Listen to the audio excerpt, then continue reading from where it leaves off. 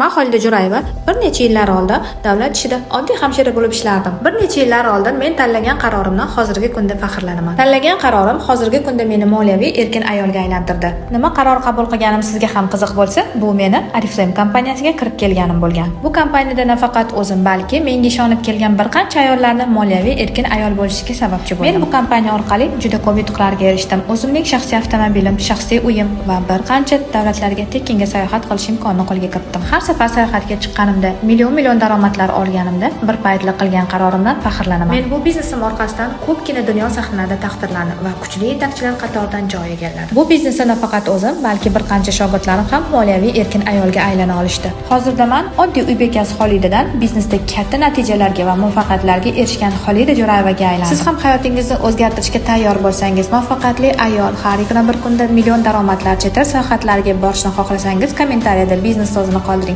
Sizga o'z biznesimni o'rgatishga tayyorman.